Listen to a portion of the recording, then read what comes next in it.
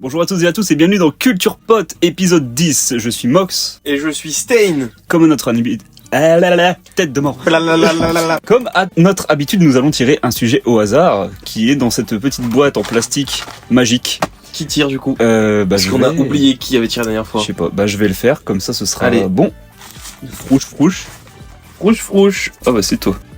Comme c'est bizarre. Mince alors. C'est pas comme s'il y avait 95 des sujets qui sont à moi. C'est sûr. Mad God. Oh, c'est quelque chose. Il était pas prêt à commencer cette session Ouais, avec c'est ça. badant de fou. Tu veux qu'on change de sujet et on Non, le Mad prend God, après. non, je l'ai pris exprès, c'est super bien Mad God. Ok, bah écoute, je t'écoute. Nous t'écoutons. Mad God, j'espère que je t'en ai déjà parlé de ce film. Je pense que oui. Possible. Je pense que oui. Alors c'est un film qui est sorti. Alors, je vais vérifier parce que je sais qu'il y a des bails un peu chelous. Je crois qu'il est pas sorti en même temps aux États-Unis et en France. Parce qu'ils savaient pas si le public était fort Ouais. intéressé. En gros, ouais. Ouais, c'est ça. Donc il est sorti en 2021 aux États-Unis, mais en France, nous on l'a eu je crois que c'était fin 2022, début 2023. Ça fait quand même un sacré gap. Mais alors entre les attention, deux. parce que ce film, j'en ai des choses à dire dessus, mais étrangement, c'est plus au niveau de la conception du film. De comment ça a été tourné, Ouais. comment En fait, Mad les God, effets c'est un spéciaux. film d'animation en stop motion. Oh, ok. Donc avec des petits bonhommes que tu fais bouger, etc. Mais vieille stop motion, c'est pas une stop motion fake entre guillemets, genre fait sur PC et tout. Mm. C'est vraiment à l'ancienne. Le gars a vraiment pris plan par plan des figurines, il a tout créé lui-même et tout. Et Mad God, ça a pris plus de 10 ans à être créé. 10 ans. 10 ans. Mais qu'est-ce qu'il a fait Plus. Qu'est-ce qu'il a fait pendant tout ce temps, le mec? Et ben il a bossé sur les costumes de Star Wars, sur les costumes d'Indiana Jones, sur les costumes de Godzilla, par exemple. Ok, rien que ça, le mec, Ouais. il a un CV de 15 Donc, km. en fait, c'était réalisé par Phil Tippett, qui est du coup, voilà. C'est rigolo comme prénom. Effectivement, c'est un peu rigolo. Phil Tippett, du coup, qui a bossé sur la plupart des films nostalgiques, genre que tu connais, Ghostbusters, genre de trucs, genre tous les films des années 80 où t'es en mode je suis nostalgique de cette époque, alors que t'as jamais connu cette époque, Ouais. c'est lui.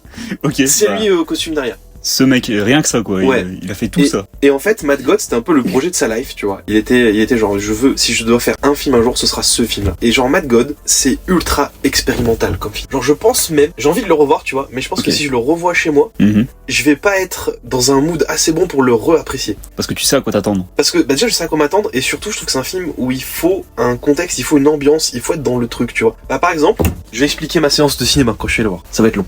D'accord. Alors, en fait, remonte à 2018. tout remonte à 2018, C'était- alors que je c'était- n'étais même pas au courant de l'existence du film. Ce n'est pas encore sorti à cette époque-là et j'étais au lycée. Alors, en gros, Mad God, j'en ai entendu parler, en fait, tard, quand même. Genre, quand le film était sorti et tout, j'étais pas au courant qu'il était là. Je sais plus comment, mais je crois que j'ai vu une bande-annonce qui sortait de nulle part ou quoi, et je me suis dit, mais c'est l'air d'être un banger, ce film. Et je voulais absolument le voir, mais introuvable, parce que il était pas encore sorti en France, tu vois. Ok, ouais. Et un jour, on a une annonce officielle en France, il sort, machin, en 2020, fin 2022 et tout, et j'apprends qu'il va y avoir genre 4 séances dans toute la Terre, tu vois. Genre, vraiment, personne l'aura. Super. Moi, je check sur mon téléphone une séance quelque part et tout. Je vois une séance à Lille. Pour ceux qui, du coup, nous connaissent, on est à peu près 30 minutes de Lille. Oui. Dans ce zoo-là, je crois, nous. Je me dis, allez, Nick, je prends ma caisse, je roule jusque là-bas et tout. Et j'arrive à trouver quelqu'un qui est chaud pour venir avec moi. Donc, notre cher Alexandre, qui était l'invité de l'émission précédente. Épisode 9, si vous ne l'avez pas Épisode vu. 9, voilà, on fait un petit récap. Épisode d'une heure. Exact. Et j'arrive à le convaincre de venir avec moi. Et en fait, je connaissais pas du tout la salle. Je crois que c'était peut-être un Gaumont, hein. Non, c'était pas un pâté. C'était une toute petite salle. Et je connaissais pas du tout cette salle. Et on rentre dans le truc et on voit la salle et on comprend déjà que c'est une expérience chelou. Parce qu'en fait, la salle, elle est genre en biais. C'est-à-dire que les places, elles sont basses par rapport à l'écran. Du coup, t'as un torticolis en temps. Bah non, justement, c'est l'inverse. Ah. En fait, peu importe où t'es, tu seras toujours dans l'angle de l'écran. Ok, c'est trop bizarre, j'arrive même pas à me représenter. Ouais, du coup, tu auras toujours l'écran dans l'angle. Et c'est vraiment une petite salle. Genre, je pense qu'il devait y avoir peut-être 30 personnes maximum qui pourraient entrer dans la pièce. Et là, le film démarre, et nous, on sait pas à quoi s'attendre. Tout ce qu'on sait, c'est que c'est un film d'animation, que c'est fait par Phil Tippett, et on sait qu'il y a une vibe un peu horrifique. Ça marche. On sait rien d'autre. Le film démarre, s'ensuit à peu près 1h30, 1h45 de traumatisme dans cette salle avec l'ambiance de fou. et tout. D'accord. Et on se regarde avec Alexandre, et genre déjà, on n'est pas sorti tout de suite de la salle. Tu sais, ce moment où t'es dans la pièce, et il y a plein de films comme ça où moi je sors, le générique démarre et je sors, je m'en vais. Ouais. Là, Mad God, on était genre assis à se regarder et à se dire qu'est-ce qu'on vient de regarder. Genre vraiment, Hmm. on était sous choc, tu vois, de ce qu'on avait vu, mais on n'arrivait pas à savoir si on avait apprécié la séance ou si c'était juste bizarre, tu vois. Ouais. En fait, c'est une expérience Mad God. Genre Ok. vraiment, c'est une expérience, tu ça vois, c'est un marche. tout. Et alors du coup, depuis tard, je tourne autour du pot, mais c'est quoi l'histoire de Mad God? En gros, le délire. Donc moi, c'est une histoire que je te crée comme ça, parce qu'en gros, l'histoire n'est pas expliquée, le film est totalement muet. Oh, bon, Il y a en juste, plus. ouais, il y a juste de la musique et des bruits. Ok. Genre les personnages font des bruits et tout, mais il y a pas de personne ne parle dans ce film. Et en gros, le concept, c'est une espèce de guerre. Alors, je pense que c'est très inspiré de Première Guerre mondiale, parce que le personnage qu'on suit, il a un espèce de masque à gaz. Ok. On ne sait pas entre qui et qui. Tout ce qu'on sait, c'est qu'en fait, il y a un personnage qui est envoyé dans un sous-sol. Ce qui est clairement le cercle des enfers, hein, parce que genre c'est super profond et tout. Avec une espèce de de petit vaisseau spatial qui descend sous terre. Et il va explorer le sous-sol. Et en fait, il va. Ce qu'on comprend, c'est qu'il est censé poser une bombe à un endroit en particulier. Il va se balader dans cette espèce d'enfer, de ce dédale qui est horrible, où on se perd tout le temps. Et on suit le voyage de ce gars-là. Ouais. C'est tout. Et tout le reste, c'est toi qui dois comprendre ce que tu vois. Ok, c'est que des péripéties, Ouais, des voilà. suites d'événements, genre. Et en fait, c'est limite, c'est contemplatif. C'est-à-dire qu'il va dans une zone et il découvre des trucs gore, un peu trashouille, des monstres très bizarres. Ils font des trucs chelous. Ils font des trucs, mais tu sais pas ce qu'ils font. Tu comprends pas trop ce qui se passe dans le film. C'est super bizarre. C'est un peu gore. Ouais. Je sais pas, c'est chelou. C'est chelou. Directement, moi, ça me fait penser aux clips musicaux du groupe Tool, qui est un groupe expérimental de En vrai, métal. ouais. Et franchement, le mec qui fait les clips, qui est aussi le bassiste, je crois, a travaillé justement à Hollywood pour faire du stop motion, etc. Donc peut-être qu'il a travaillé sur Il y a Mad peut-être un God. monde où il était dessus. Il faut se renseigner, Il ouais. y a eu une grosse équipe sur Mad God, il me semble. Et voilà. Et donc en fait, le concept, c'est vraiment ça. C'est ce perso qui se balade et qui fait des trucs. Et il y a notamment une scène. Je pense qu'il y a tous les gens qui ont vu ce film ont été traumas par cette scène. Alors Ouais. qu'en vrai, on voit rien. Et c'est ça qui est fou. Alors c'est une scène où il y a un personnage qui se fait embarquer par un espèce de chirurgien. Ouais. Et le chirurgien, il va le torturer, littéralement. Il lui fait des dingueries. Alors, tu sais même pas quoi. Tu sais pas ce qu'il lui fait en fait. Tu comprends pas ce qui se passe. Ouais. Mais juste, il lui fait des dingueries. Et la scène, elle trauma parce que elle arrive d'un coup. Et le film, déjà, il avait une ambiance bizarre, mais il était pas badant. Tu vois, c'est genre, t'étais intrigué par ce que tu voyais, mais t'étais. T'étais plus en train de te demander ce qui Voilà, se passait tu plutôt te disais que. qu'est-ce qui se passe et Plutôt tout. que mais de voir un truc et de te dire, ok, ouais, c'est ça. Je me sens pas bien. C'est ça. Et là, il y a un chirurgien qui débarque, il met un mec sur une salle d'opération, il le découpe de partout. Et puis, il y a du sang partout. Et genre, t'as un gros plan sur l'œil du gars ensanglanté. Et t'es là, genre, qu'est-ce qui se passe? Ok. Et scène d'après, on revoit plus le perso et il se passe autre chose. Ouais. C'est super bizarre. Mais Ok. Vraiment, Mad God, c'est super bizarre. Et genre, je sais pas comment décrire aux gens, comment leur dire d'aller voir ce film, parce qu'il faut absolument voir Mad God. Genre, pour moi, c'est un devoir national de voir ce film. Genre, vraiment, c'est incroyable. Mais c'est une expérience. Genre, il faut vraiment l'ambiance, il faut avoir un bel écran, faut être dans le noir. Alors, pourquoi pas avec des potes, mais avec des potes qui savent rester, genre, devant le film. Ouais. Tu vois, genre, vraiment posé devant le film et tout. Ok. Avec un bon son et genre, juste se dire que tu vas pas en ressortir indemne. En fait, ça m'a fait le même effet que quand j'ai fini Devilman Crybaby. Ah oui, ok. Tu l'as vu, je crois, Oui, cet animé. Devilman donc tu comprends. Crybaby, Je pense que oui. tu comprends le À la concept. fin, quand tu arrêtes l'animé, tu te poses sur ton lit, tu regardes le plafond et tu te demandes pourquoi. Voilà. Alors. Et ben, Mad God, c'est la même chose. Ça te provoque des questions existentielles en fait. Voilà, c'est ça, t'as des Et questions Ça existentielles. marche. Et c'est vraiment ouf, mais en fait, ouais, c'est ça, c'est un film où je sais pas, tu vois, si aujourd'hui je vais mettre dans mon top de mes films Hmm. all time et tout. Ouais, c'est dur à classer, je pense, ce genre de média, mais c'est quelque chose. Je sais pas comment en parler en fait. Ouais, c'est ça, tu je vois. comprends exactement le sentiment. C'est pour ça le feeling que j'ai eu au début quand t'as pioché le truc, j'étais là genre, comment je vais Ouais. parler de Mad God? Ouais, non. Genre, j'ai eu le semi-regret instantané de l'avoir mis dans les sujets parce que j'étais là genre, comment je vais donner envie aux gens de regarder ce truc, tu vois. Ouais. Et- En vrai, moi j'ai envie, mais je sais pas quand ni l'occasion qui pourrait se présenter pour que je le regarde, tu vois. Je sais, honnêtement, je Halloween. sais pas si t'aimerais bien. Après, Ah Halloween, peut-être. Ben, parce que je sais que toi t'aimes pas trop les trucs déprimants. Ouais, après, bon, je peux encaisser. Mais... En vrai, Mad God, je dirais pas que c'est déprimant non plus. Ça reste quand même horrifique, tu vois. Ok, Mais c'est vrai que le sentiment que t'as dans Mad God, il est, ouais, il est space. En fait, c'est un film space, Mad God. Genre vraiment, il est, ouais, je saurais pas décrire plus que ça. Genre, c'est Ouais. une expérience en fait, Ok, une expérience ouais. visuelle et graphique, tu vois. Genre, Mhm. vraiment, c'est un truc. Mais effectivement, il faut le bon moment, il faut le. Genre clairement, si tu regardes le film avec une vibe de te dire, je vais passer un bon moment et je vais déconner dans le film avec des potes, machin, tu vas pas apprécier. Faut vraiment te dire que tu vas passer 2 heures devant l'écran et faut pas bouger de ton écran. Ça marche. Bah, j'espère que ça Voilà. vous a donné envie de regarder J'espère que Mad ça donne God. envie quand même, ouais, parce Ouais. que c'est une vraie pépite. Ça marche. Bah écoute, moi je veux bien le regarder, mais je sais pas quand. Et bah, peut-être pour Halloween. On se mais... regardera de Halloween si t'es chaud, j'essaierai de le Guillaume, trouver. on peut se faire ça. Ça peut être Carrément. sympa. Je pense qu'il y a d'autres fois pour pas cher sur le net, honnêtement. Ouais, c'est Mad possible, God, c'est pas- possible. Je sais que Mad Movies l'a fait, donc si tu vas sur le site de Mad Movies, on peut le trouver. Ok, ça marche. Ok, super. Premier Et bah, sujet terminé. À toi. Oui, c'était à toi. Ah bah C'est bon. moi. Yes. Alors, 2 salles, 2 ambiances. C'est nickel. dis-nous. Geoffroy Monde. Geoffroy Monde, un artiste d'Instagram qui fait des bandes Alors. dessinées aussi, c'est ça? C'est plus l'inverse. Il fait des BD et il est sur Insta. Ok, C'est typiquement mon dessinateur de BD préféré. ça marche, Alors si on exclut Renaud Le Maire, évidemment. évidemment. Mais je parle vraiment de BD, genre BD classique. Ça marche. Alors Geoffroy Monde, c'est un personnage, j'ai envie de dire. Alors je sais pas à partir de quoi il a commencé à dessiner, je vais aller checker maintenant sur Wikipédia, je t'invite à meubler pendant que je cherche. Allez, Je vas-y, vais bon courage. meubler en disant que quand tu m'as présenté cet artiste, j'étais un peu j'étais genre choqué, enfin pas choqué dans le mauvais sens, mais genre qu'est-ce que je fais de cette information? Pourquoi il y a un mec qui fait des BD aussi débiles? Il y a aucun sens en fait, ça n'a ni queue ni tête, et franchement ça donne envie d'en lire plus, mais en même temps, moi j'étais genre, mais par où je commence avec ce mec? Alors ouais, c'est un peu sentimental avec Geoffroy Monde, parce que c'est un artiste qui est vraiment très complet, il a touché à quasiment tous les styles. Alors là, je viens de voir que sa première œuvre, elle est sortie en septembre 2010. Je sais pas quand ça existait, cette œuvre-là. D'accord. Et ça s'appelle Sacco Pandemino. Bah un prochain achat pour toi. Ouais, bah j'ai quasiment l'intégrale, hein. Il doit me manquer peut-être 3 ou 4 BD de lui. Du coup, Geoffroy Monde, c'est un artiste que moi j'ai découvert avec la chaîne de Boisdin sur YouTube, la chaîne YouTube de Boisdin, Ok. qui avait parlé de sa BD qui s'appelle Dorian, qui est, je pense, la BD la plus drôle que j'ai lue, ou en tout cas facilement dans le top 3 ou 4. Ça marche. C'est vraiment marrant. Alors le concept de Dorian, c'est vraiment une BD à sketch. Donc en fait, t'as plein de petites histoires un peu rigolotes que tu suis à chaque fois avec, du coup, t'as une chute. Mais en fait, l'humour de Geoffroy Monde, moi je l'adore. Je sais que toi, tu l'aimerais bien aussi parce que t'as le même humour. Ouais. C'est vraiment du what the fuck. C'est-à-dire que il y a un point A et tu penses que tu vas finir avec un point B et en fait, tu finis avec un point Z. Ouais. Et c'est ça que j'adore en fait, c'est genre ça n'a aucun sens, l'humour n'a aucun sens. Vraiment, je me rappelle plus ce que tu m'avais montré exactement, parce que même j'essaie de me rappeler et j'arrive pas à me rappeler des trucs tellement c'était débile, genre c'était... Ouais, c'est vraiment des humours, un humour très débile. Et du coup, de rien, c'est ce humour-là. Et moi, la BD m'avait vraiment tué de rire, mais c'était pas non plus, genre c'était pas au point de me dire, ok, Geoffroy Monde, ça va devenir mon artiste favori. Genre, c'est sympa, je le laisse dans ma bibliothèque et je n'y retouche plus. C'est ça. Là où j'ai pété mon crâne, c'est quand Geoffroy Monde, en le suivant de loin, j'ai découvert qu'il avait déjà fait plein d'autres trucs. J'ai vu qu'en fait il était capable de dessiner vachement mieux que dans Dorian, parce que Dorian, le dessin, il est un peu rigolo, mais t'es pas non plus matrixé, tu vois, sauf qu'en fait, il s'adapte. En fait, Geoffroy Monde, c'est ça que j'adore chez lui, c'est un artiste qui s'adapte. C'est-à-dire que selon les BD qu'il fait, le dessin est totalement différent. Meilleur exemple, ma BD préf de lui, La Voix de Zazar. Pardon ? La Voix de Zazar. La Voix de Zazar. Ouais, qui est sortie, je crois, en fin 2022. Ok. Et qui est un pur banger. C'est alors le concept, c'est Seul au monde mais dans l'espace. Tu sais, Seul au monde avec Tom Hanks. Ouais. En gros, l'idée, c'est qu'on suit un personnage dont j'ai oublié son nom, qui est dans le futur, un mec qui, alors comment ils appellent ça ? En gros, c'est un espèce de gars qui reconstitue des œuvres de l'ancien temps, donc qui est du coup notre temps à nous dans l'époque de la BD, au cinéma.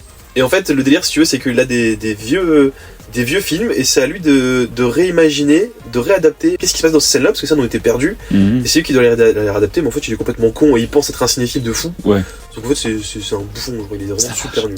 Ok. Et ce que je te raconte là, c'est un petit détail de l'histoire, parce que ça n'a rien à voir avec l'histoire. Et voilà, et c'est dire à quel point ça part en couille la Voix de Zazar. Ouais. C'est-à-dire qu'on démarre avec ce gars qui est un infiltré dans une croisière, en fait, de l'espace, et il se réveille dans la cuve, et en fait, la croisière était attaquée par des pirates de l'espace. Logique. Tout le monde est mort. Ah. Il reste plus que lui. Bah trop bien.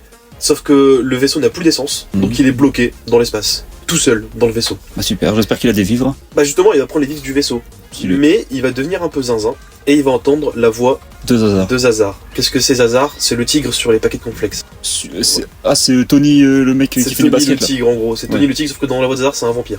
C'est le conte Chocula Tony. Ouais, c'est ça. Et en fait, la voix de Zazar, c'est un cadavre qu'il a trouvé dans un frigo. Bah, c'est bien. Voilà, c'est très bizarre la voix de Zazar. Mais c'est vraiment incroyable. Ça fourmille d'idées. C'est une folie. Par exemple, une idée que j'adore dans la voix de Zazar, pour montrer à quel point le perso devient zinzin. En fait, il a tout fait sur la mise en scène, et il y a notamment ce passage où, en gros, la BD est en deux parties. T'as une première partie où il est dans le vaisseau spatial, et une deuxième partie où, alors mini spoil, il se fait sauver, et du coup, on le suit avec ses PTSD. Après. D'accord. Qui se retrouve dans le vaisseau. PTSD, en gros, c'est des souvenirs du Vietnam en mode il se rappelle des trucs et il est choqué. C'est un peu comme Rambo, genre. En gros, c'est ça. Et donc, toute cette première partie où il est dans le vaisseau, et bah, comme j'ai dit, le vaisseau s'est fait attaquer par des pirates de l'espace. Donc, il y a l'alarme qui a été enclenchée, tu vois. Et en gros, pour montrer le temps qui passe et pour montrer à quel point tu deviens taré, les cases sont composées de cette manière. T'as une case bleue, une case rouge, une case bleue, une case rouge. Et ça non-stop, parce qu'en fait, c'est l'alarme qui fonctionne en boucle dans le vaisseau. Ok, ouais. Et du coup, à chaque fois, les cases sont bleu, rouge, bleu, rouge. Est-ce que tu peux lire cette BD avec des lunettes 3D ? Pas de bol. Ça marche. Par contre, j'ai acheté une BD qui se lit avec des lunettes 3D, qui est incroyable. Incroyable. C'est un prologue à Moutafoukaz. Ah, en plus. Ouais. Référence à l'épisode 3, je crois. Je sais plus, mais ouais. Je l'ai, en plus, je te montrerai après si tu veux. Ça marche, ok. C'est trop drôle, les lunettes elles sont folies avec. Trop et cool. Bref, voilà, du coup, le concept est vraiment lourd. Et en fait, la voix de Zazar, justement, il est composé de telle manière que le perso qu'on suit au début, il est vraiment dessiné de manière très moche. C'est une petite mieuse, un petit chewing-gum, vraiment la con. Trop cool. Et en fait, quand il se rappelle de sa femme, elle est super bien dessinée. Geoffroy Monde a vraiment fait des dessins de fou et tout. Et j'aime beaucoup ce concept. Ouais. Donc Geoffroy Monde, il est très fort en dessin et il avait notamment la voix de Zazar, du coup, qui a un style très bizarre. J'ai aussi lu, que j'aime beaucoup, Poussière, qui est une trilogie de BD écologiste. En gros, c'est l'Attaque des Titans. J'allais dire l'Attaque des Titans mais en bien, sauf que je suis un connard parce que j'ai pas lu. En vrai, c'est cool. Ouais, ça marche. Mais il y a vraiment ce concept-là où c'est un personnage. En fait, il y a un délire de multiverse. Encore une fois, il y en a toujours. Ouais, toujours tout le temps, toujours partout. Et en gros, le délire, si tu veux, c'est que nos univers sont connectés et en gros, on suit des géants qui seraient liés à un autre univers, etc. Enfin, c'est vraiment cool. Et pour le coup, ça, c'est vraiment très serious business. Donc, La Voix de Zazar et ça, c'est deux BD qui sont très serious business. Donc ça montre l'éventail que le mec il peut C'est proposer. ça, le gars fait de tout. Parce que du coup, il a sorti des BD comme ça. Et après, ses autres classiques, et ben, c'est par exemple les histoires folles de Papa Sirène et Karaté Gérald. C'est ça que tu m'avais fait voir.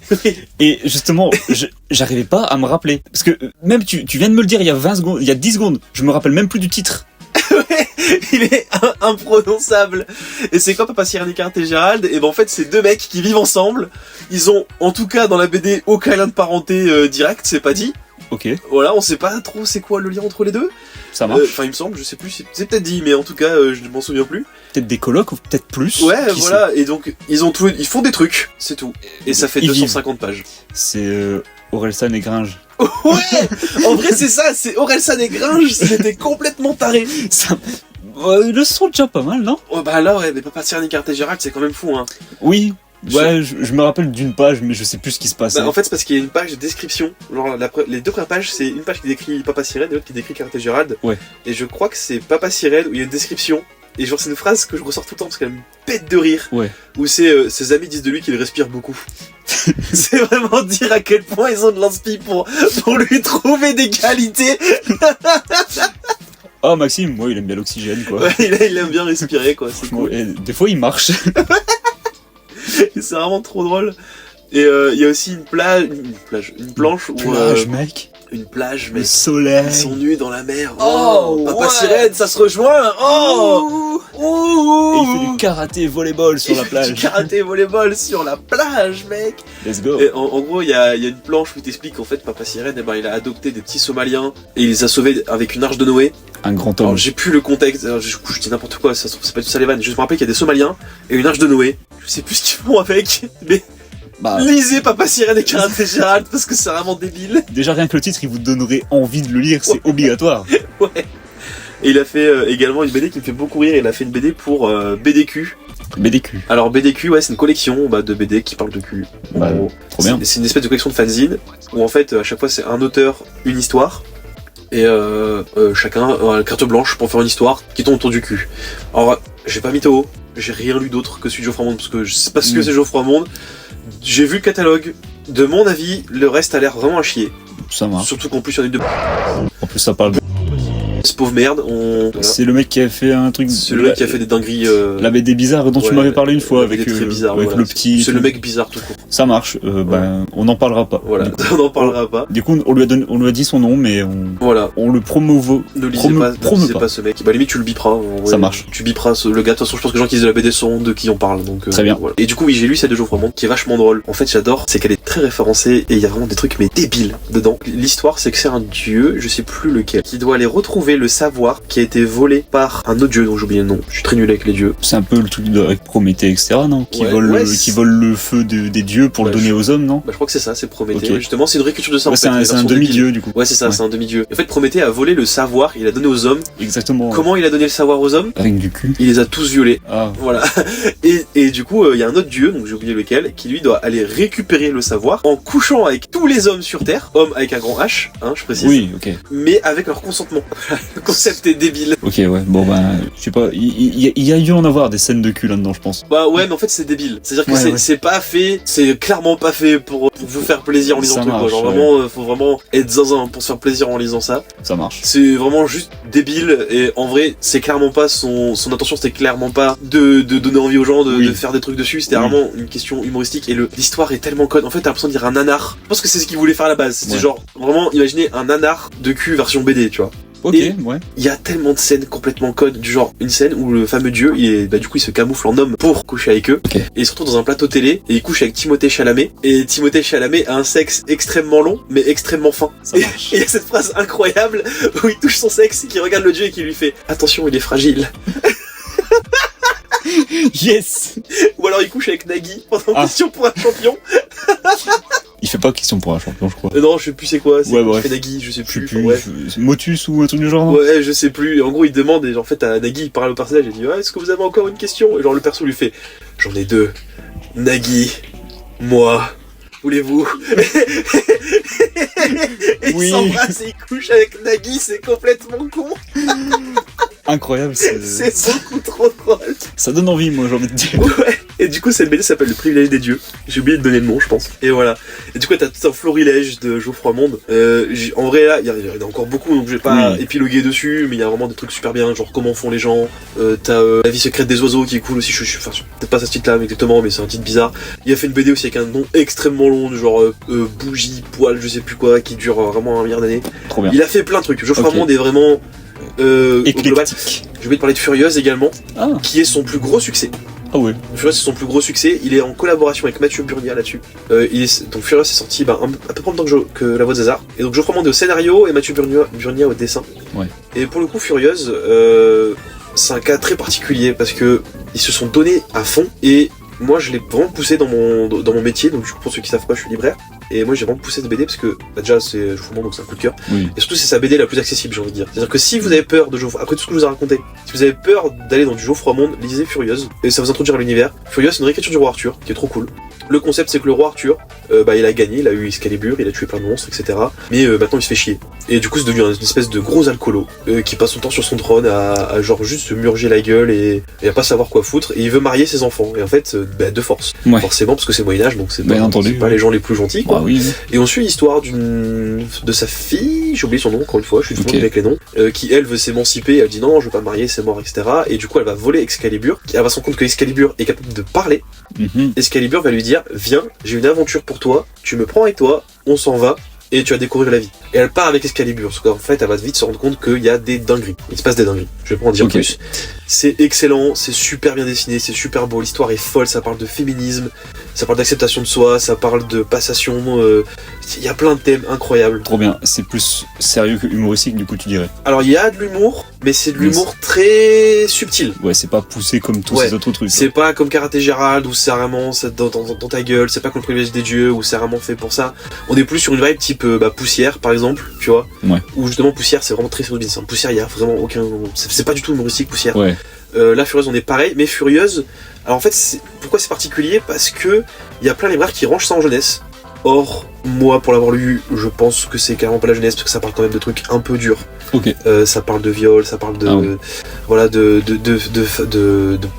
harcèlement, etc. Il y a plein de trucs un peu durs. Ouais. Mais effectivement, je peux comprendre pourquoi mettre ça en jeunesse parce que le dessin, il est très mignon, très choupi. Donc ça fait bizarre en fait d'avoir ce dessin-là sur une histoire pareille. Ok. Donc je pense que les gens qui connaissent pas trop, qui vont pas lire, ils vont pas s'en rendre compte. Et surtout, il a quand même. C'est quand même une BD qui est très accessible pour le grand public. Par rapport aux autres BD qu'il a fait, où là, clairement, moi je peux comprendre que quelqu'un, je lui montre La Voix des Arts, et qu'à l'intérieur, il me dit c'est à l'arracher ton truc, tu vois, c'est vraiment. En fait, La Voix des Arts, c'est un roman graphique. Ouais. C'est-à-dire que c'est chiant. Ok. La Furieuse, c'est une vraie BD. Ça donne envie à tout le monde, ça va parler à tout le monde. Ok. Ouais. Et du coup, voilà. Et donc, Furieuse, je vous invite à lire. De toute façon, vous connaissez peut-être, parce que Furieuse a un peu marché, il a gagné. Enfin, il n'a pas gagné, mais il a été élu à Angoulême pour gagner un prix. Avec La Voix des Arts. Oh. Ok. La dictature, Geoffroy Monde. 2 BD à Angoulême pour peut-être Bah, gagner let's des go. prix. Même si tout le monde se fout des prix d'Angoulême, mais c'est quand même Ok, ça stylé. marche. Je savais pas. Je pensais Bah, que c'était en vrai, prestigieux. c'est un peu. En fait, Angoulême, je sais pas si c'est dans les sujets, faudrait qu'on en parle peut-être. Ouais, Mais carrément. c'est particulier parce que disons que Angoulême, ça a du succès à Angoulême. En dehors de la ville, les gens sont un peu moins matrixés, c'est surtout les vieux qui sont vraiment à fond là-dessus. Ok, parce que c'est quand même assez connu, je veux dire, le festival d'Angoulême. Alors ouais, mais en fait le problème d'Angoulême, si tu veux, c'est que c'est un festival qui fait pas mal de dingueries dingues. C'est-à-dire. Bah je pense par exemple à Carbone et Silicium, Oui. Que j'ai lu. qui est fait par Mathieu Ablé. T'as lu Aïe? Bah oui, oui. Mais trop bien mec. Bah ouais. Je sais pas que t'avais lu. Je te l'avais dit, je crois. J'ai oublié. T'as kiffé? Bah, pour revenir à Mad God, t'as vu? Ouais. Je savais pas quoi trop en penser à la fin. Bah ouais, bah c'est le Ouais. concept, c'est trop Bah, ça long. marche. Et bref, mais de toute façon on va en parler, j'ai dans les sujets moi, Carbone et Silicium. Bah, très Donc, bien. C'est cool, on pourra en parler. Affaire à suivre. Ouais, exactement. Et en fait, bah du coup, il y a eu une affaire avec ça. C'est-à-dire que quand Carbone et Silicium s'est sorti, tout le monde, mais vraiment absolument tous les lecteurs de BD sur Terre, ont dit, bah, en fait, la personne qui doit gagner le prix d'Angoulême, c'est Carbone et Silicium. Bon, c'est obligatoire, tu vois, c'est tellement incroyable Ouais. en termes de récits d'anticipation, de SF et tout, ça parle de tellement de sujets de fous. Et le jury d'Angoulême, il a dit, bah non, on va pas faire gagner ça parce que en fait, c'est fait par la Belle 619 et c'est pas de la vraie BD. Ouais. C'est des trucs nuls. Parce que la balle 119, c'est vraiment un truc d'abrutis, de gens qui savent pas lire, parce que c'est pas du vrai roman graphique. Ouais, du coup, on va pas lire pour donner une chance au truc, pour essayer de redorer le blason. Non, on va dire que c'est nul, sans lire, et puis voilà, on passe à autre chose. Exactement, c'est ce qui s'est passé. Donc tout le monde a gueulé, tout le monde a dit bah arrêtez, vous êtes des connards. Les gens ont hurlé, et je crois qu'ils sont retournés sur leur avis du coup. Alors je sais plus s'il a gagné le prix, mais en tout cas ils l'ont au moins nominé. Ça marche, c'est bien. Ce qui est pas dégueu. Bah carrément. Je sais plus qui a gagné le prix à ce moment-là. Mais voilà, donc en fait, en gros, pour dire qu'Angoulême, c'est un peu... ils sont un peu vieillots, quoi. Ils sont un peu retardés niveau BD et ils essaient pas de s'ouvrir aux autres. Tu vois, déjà, pour qu'il y ait du manga, il a fallu un moment pour qu'il y ait du manga. Ouais, bah après, c'est un peu comme toutes les remises de prix, c'est comme les prix de musique, genre, vu que moi je suis de la scène métal, si c'est pas un vieux groupe qui gagne, ben, leur mère c'est des 1. Ouais, voilà. Tu vois, exactement. Franchement, ils vont pas chercher plus loin que le bout de leur nez. Ouais, Metallica, il a sorti un album, bah, c'est l'album de l'année, c'est bon, voilà, c'est plié. Exactement, ils s'en pas plus que ça. Donc du coup, en fait, c'est un peu ça. Et bref, pour en revenir au sujet, Geoffroy Monde a gagné des prix, etc. Et je sais plus où je voulais en venir. Oui, je voulais en venir là. Geoffroy Monde, du coup. Si vous voulez découvrir Geoffroy Monde, je vous invite à commencer par Furieuse. Et après, vous voyez, franchement, prenez n'importe quoi. Si vous voulez du plus sérieux, partez sur des œuvres type Poussière, par exemple, qui sont vraiment lourds. Si vous voulez du humoristique, franchement, foncez sur pas Cyrano et Gérald. Si vous êtes pas trop dérangé par tout ce qui est sexualité, franchement, Le Privilège des Dieux, vous allez claquer vos meilleures barres. C'est vraiment beaucoup trop drôle. Et enfin, si jamais vous voulez pas dépenser d'argent, sachez qu'il a un compte Instagram, donc comme tu me disais, sur lequel il poste très régulièrement et il fait des petits sketchs de 10 cases. Ouais. Et c'est vraiment, c'est très très drôle. Moi, chaque fois, il me tue de rire. Trop bien. Et il faut aussi des beaux dessins dessus. Voilà. Ok, c'est super. Vraiment très cool. Foncez lire ce gars. C'est moi mon auteur de BD favori qui m'a inspiré sur beaucoup de choses en termes d'écriture. Super, ben franchement, c'est bien. Je pense on a fait un bon tour autour de ce monsieur qui ouais, est... bah, c'est assez exhaustif. J'ai parlé un peu de toutes ouais, ses œuvres. Qui est un peu genre vraiment très éclectique dans ses œuvres. Quoi. C'est ça que j'aime beaucoup. Et j'ai eu la chance de le rencontrer d'ailleurs en vrai parce que j'ai fait Angoulême, Angoulême en 2023 et j'y suis allé quasiment que pour lui. Bon, j'abuse un peu quand même parce que c'était un rêve d'aller à Angoulême. Oui. Mais savoir qu'il était là, ça m'a vraiment donné envie d'y aller. Oui, c'était le truc en plus qu'il fallait y aller quoi. Exactement. Et j'ai vraiment l'impression d'être un seul pélo parce que genre, dans ma tête, je me suis dit, en fait, Geoffroy Monde, il est un peu connu et tout, mais en fait, il est pas si populaire que ça. Ouais. Je pense que Furieuse va lui donner la popularité qu'il mérite, mais ça faisait juste de sortir, donc je pense qu'à ce moment-là, c'était pas encore aussi populaire. Et j'y suis allé et tout, je suis allé sur le stand, il déjà était dans le coin des indés, entre guillemets. Ah, ouais. C'est pas vraiment un indé, Geoffroy Monde. Et je suis allé là-bas et tout, j'étais super en avant, je dis oh je veux absolument voir son stand machin, et genre j'étais trop content, j'ai acheté une BD exprès sur le stand en disant je veux ma dédicace et tout, je veux ma dédicace, et j'ai attendu que le gars vienne, et c'est un amour, il est super gentil, il arrive un peu en retard et tout, il m'a fait ma petite dédicace, on a discuté, je lui ai dit que je faisais de la BD aussi, enfin c'est quelqu'un de très gentil, et en vrai on est même resté à discuter un peu longtemps, parce qu'il y avait personne, en fait j'étais le seul à être venu pour me faire dédicacer, enfin en tout cas à ce moment-là, je pense qu'il y a eu d'autres gens à mon avis, ouais, mais à ce moment-là j'étais seul à être venu pour me faire dédicacer par Geoffroy Monde, une personne qui est adorable, voilà. Bah trop bien, trop cool, rencontrez vos héros. Rencontrez vos héros. Exactement. Pas vraiment, il faut pas, ça dépend. Ça dépend qui. S'il est pas trop connu, c'est bien je pense. Ouais. Après ils prennent la grosse tête. C'est vrai. Bref. Voilà. On va tirer un autre sujet je pense. Tirons un autre sujet, Maxime. Très bien. Je tire le sujet. C'est pas plié casse-couille, c'est pas toi du coup. Ah si. What the fuck. Apparemment c'est... Mais quoi? Qu'est-ce que c'est que ça? Pourquoi? Ça c'est un pote qui l'a planqué. Ça c'est Lucas, je sais. C'est notre pote Lucas qui l'a planqué. Okay, bon. C'était un fake sujet du coup. Ouais, super. On en prend un autre. Ah bah ça c'est toi, ça c'est plié dégueu. Sonic. En général, Sonic le hérisson bleu. Sonic le hérisson. C'est sûrement l'un de mes persos de médias préférés. Genre, son design est trop cool. C'est le héros de mon enfance en fait. J'ai toujours préféré Sonic à Mario. Moi aussi. C'est trop bien. Et par contre, ces jeux, un peu moins, tu vois. Bah, je pense qu'il a été surtout populaire au fil des années grâce à son design, surtout. Parce que ses jeux sont pas forcément tous bien. Surtout à l'époque de la Wii, etc. Tu vois. Bah en fait, je pense qu'après Sonic Adventures, c'est un peu bidé. C'est vrai. Ça a commencé avec Sonic Heroes, qui était un peu genre tu glisses sur la savonnette quand je trouve que Sonic Heroes, ça reste, même si aujourd'hui, après y avoir rejoué, je trouve pas ça si bien. Oui.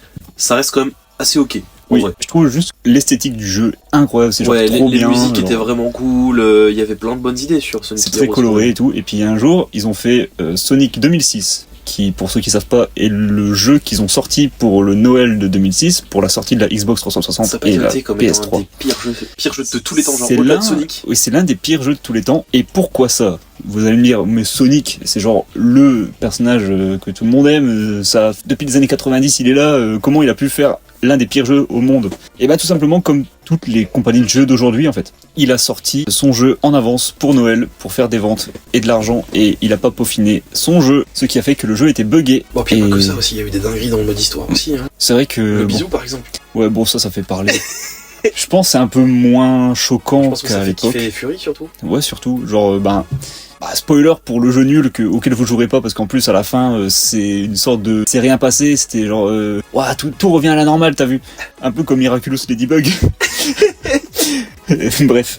Du coup, ouais, Sonic sauve la princesse, sauf que Sonic se fait tuer par le méchant, qui est une copie de Shadow, le hérisson du futur, mais bref, l'histoire elle est nulle. Du coup, il est mort, et tous ses amis sont là, et il y a les 7 émeraudes du chaos qui flottent autour de lui, et t'as la princesse Elise de Soleanna qui arrive, et qui lui fait un bisou pour le sauver, et qui devient du coup Super Sonic, pour battre le méchant. Bref, c'était naze, mais Sonic c'est bien, on vous jure. Non, il y a quand même des trucs super bien, Sonic. Alors, Ouais. moi, j'ai envie de sauver un jeu Sonic qui se fait, je trouve, trop taclé, alors qu'en vrai, il est pas si nul. Shadow of the Hedgehog. Non, je l'ai pas fait, je voulais Ah le ouais. faire. Quand j'étais gosse, je voulais trop jouer à ce jeu. Tu m'étonnes, ça. Et vraiment, ça me donnait trop envie. Je sais pas pourquoi j'ai jamais touché, ça avait l'air incroyable, Shadow of the Ouais. Hedgehog. Il paraît qu'il est nul en plus. Il paraît qu'il est nul, ouais, mais je l'ai pas. Non, il paraît que non, justement, il paraît c'est pas qu'il est nul, c'est qu'il y avait du potentiel, mais que ça n'a pas été exploité. Ouais, il y a genre 35 fins de... Ouais, il y avait plein Possible. d'idées de fou. Ouais. Non, moi c'est Sonic Unleashed, Mhm. où justement, je l'avais fait quand j'étais gamin, et j'avais peur que comme Sonic Heroes, quand j'y rejoue, je me dise au final c'était pas si ouf. Et Ouais. en vrai, j'y ai rejoué, je crois que c'était l'an dernier, parce que mes petits frères l'ont pris sur leur Wii. Mais je me dis, je veux le refaire. Ouais. En vrai, bon, c'était pas aussi dingue que dans mes souvenirs, Oui, oui, mais ça m'a assez donné envie pour le terminer une deuxième fois, quoi, tu vois. ça marche. Après, la version Wii est downgradée comparée aux autres. Parce En que plus. sur les versions Xbox et PS3, tu peux explorer le monde. Enfin, il y a des petits hubs, tu vois. Tu peux Oui. te balader, parler avec les gens. Alors que là, c'est juste des Oui, je frames. me rappelle parce que quand j'avais joué sur PS3 et là Ouais. j'ai fait sur Wii et je me disais bien qu'il y avait un truc bizarre. Je me Ouais. souvenais qu'on pouvait- Du coup, elle est moins bien la version Wii. Et c'est la seule auquel j'ai joué. Et j'aimais bien. Cool. Ouais. Alors pour ceux qui savent pas, le concept c'est que Sonic c'est un espèce de loup-garou. Ouais, en gros, au début, il affronte Eggman dans l'espace, dans sa Ouais. base. Et c'était un piège, au final. Tu te rends compte que Eggman, il avait une sorte de rayon qui transforme en loup-garou. Sauf que là, c'est un hérisson-garou. Ouais. Et ben voilà, après Sonic, la nuit tombée, se transforme. C'est ça. Et du coup tu switchais entre deux gameplays. T'avais le gameplay Sonic classique où tu devais courir vite Ouais, sur une map. d'ailleurs, c'est le premier moment où Sonic a la formule du boost, c'est-à-dire où il t'appuie sur un bouton et il Oui. va à Et il toute va vitesse. super vite. Et après t'as des phases de gameplay qui sont plus beat'em all où tu te transformes en loup-garou et tu te vas fracasser des monstres. Ouais. Et j'aimais bien ce côté de switcher un peu. En fait c'est bien pour les gens casus un peu. Ouais. Parce que moi Sonic ça m'a toujours fait peur au niveau de la vitesse parce que je comprenais rien ce qui passait à l'écran. Ouais. Et là pour le coup il y avait... Tu kiffais les phases de Sonic qui court parce que c'était un peu comment on dit...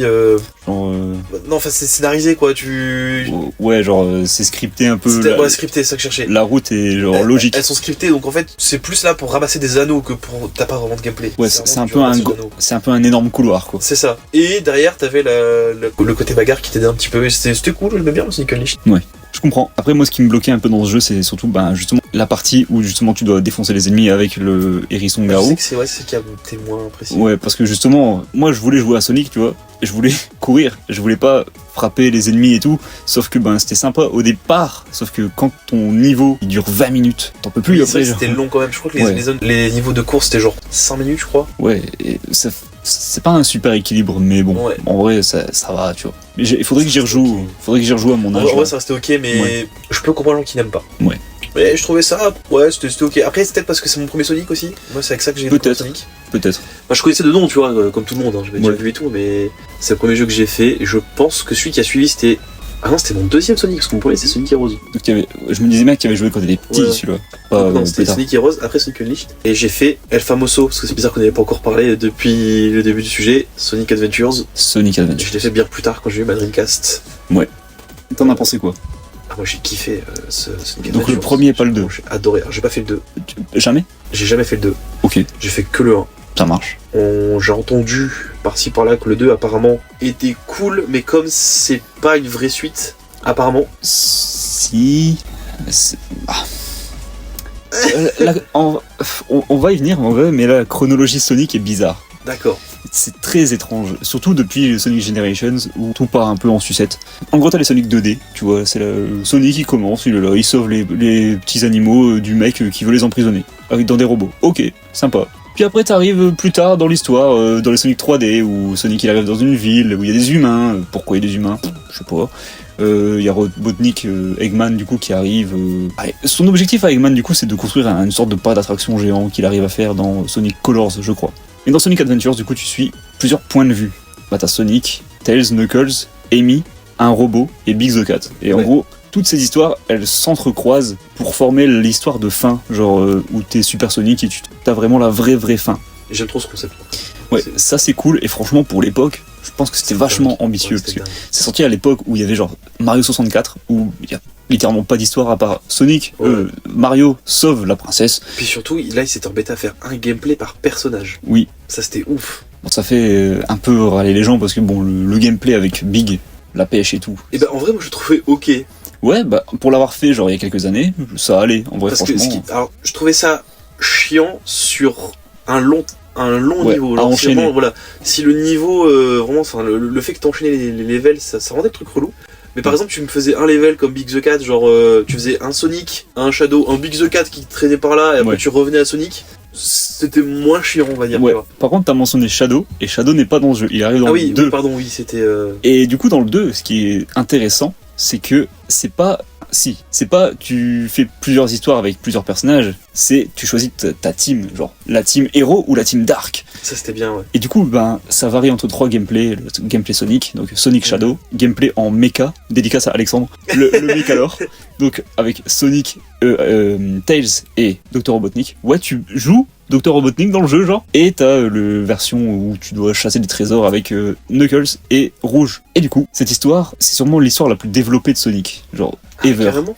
Ouais, parce que ça t'explique la backstory du grand-père de Robotnik, ça t'explique comment Shadow a été créé et le pourquoi du comment, c'est la forme de vie ultime. Ça t'explique... il y a plein d'entrecroisements, il y a des retournements de situation en mode ce personnage-là est en fait un agent double, et il y a le gouvernement, il y a le président, il y a Sonic qui parle au président. Pourquoi ? Genre c'est un hérisson cartoon qui parle à un humain. Genre, ce jeu... En vrai, il a aucun sens, mais l'histoire, elle est trop bien. Bah justement, je pense que ça va être amené dans Sonic 3, le film. Et ça va être intéressant. Que d'ailleurs, j'ai pas vu le 2, j'ai vu que le 1. Ouais, bah moi, j'ai toujours pas vu, genre, aucun des films. Alors, j'ai vu une bande-annonce, je sais pas si c'est par rapport à Sonic 2 ou si c'est autre chose, qui s'appelait Knuckles. J'ai pas cliqué, mais j'ai vu que c'était passé. C'est une série. Ah, c'est une série, d'accord. Ouais, j'ai vu beaucoup d'avis qui partent dans tous les sens en mode. Je pense que ça va donner, ouais, je me demande s'il est bien ce perso, parce que du coup, il est dans Sonic 2, je crois, Knuckles. Ouais, il me semble qu'il arrive dans le Sonic 2. Cool. Alors, moi, j'aime beaucoup, on avait déjà parlé dans une présente émission, l'humour de Knuckles dans Sonic Boom. Oui, c'est vraiment ça. C'est fou. Me pète de rire, il est beaucoup trop drôle. Ouais, c'est trop bien. Ils ont vraiment régalé le perso. Ouais, j'ai jamais fini la série, mais franchement, faudrait que je m'y remette. Moi, j'ai jamais vu, je connais que les mêmes, mais il faut vraiment que la regarde, ça vachement bien. Carrément. Et d'ailleurs, Sonic Boom qui a eu un jeu vidéo qui est catastrophique. C'est ça. En fait, c'est sorti en même temps que la série. Et encore une fois, l'histoire se répète avec Sonic. Le jeu a été rushé. Non, il a pas été rushé. En fait, il a été changé. Ils ont changé de plateforme. C'est ça. En fait, les développeurs ont commencé à le développer pour tout ce qui est PS3, etc. Là. Sauf qu'après, ils se sont dit, tu sais quoi, ce serait drôle en fait. Sonic Boom, c'est une exclue Wii U. Genre le truc qui est un peu plus. Celle qui est retardée de 10 ans par rapport aux consoles sur lesquelles on doit taffer. Celle qui est vachement moins puissante que la PS3. Tu sais, le truc sur lequel tu travailles. Ok, bon ben, on va tout recommencer. En fait, on va tout réduire et se casser la tête de comment le sortir à temps. Ça, c'est compliqué. Donc ouais, le jeu est nul. Apparemment, les jeux 3DS sont un peu mieux. Mais bon, qui a envie de jouer à des jeux Sonic 3DS faudrait que je mette dans les sujets ce truc-là. On avait parlé un peu pour des consoles portables, mais le nombre de jeux de consoles portables qui sont mieux que des jeux de consoles classiques. Ouais. Après, moi, j'ai pas trop d'exemples, mais c'est vrai que GTA. Oui, bah après. Bon, j'avoue, je vais trigger des gens, mais moi j'ai beaucoup aimé Chinatown. Oui, bah, j'ai pas joué, mais c'est vrai que. Contre le lapin crétin. Bah, c'est vrai que ça reprend. Ok, bon. Je pourrais te laisser parler après si tu veux. Je m'en dis écoute. Bandit prout, mec. Bandit prout, mec. Le bandit qui fait des P.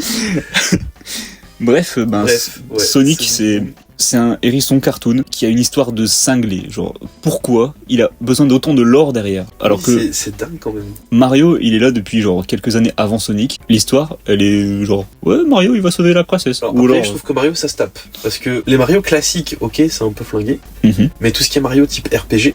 Ah oui, après, ouais. Dinguerie. Genre la porte millénaire. Ah, Paper Mario. Le lore est ouf. Les Mario sur DS. Le Mario Luigi. Il y avait quand même un lore assez violent, tu vois. Ouais, carrément. Mais c'est juste que Sonic, par contre, le lore, il est canon sur tous les jeux, je crois, non? Quasiment. Plus ou moins, ouais. Et justement, le co-créateur, je crois, Yuji Naka, il donne des interviews et des fois il répond à des questions qui sont genre... Beaucoup de personnes se posent la question.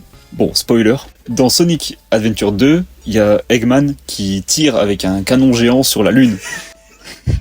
Je t'ai dit le lore de Sonic. Non, ça me rappelle juste la vidéo légendaire.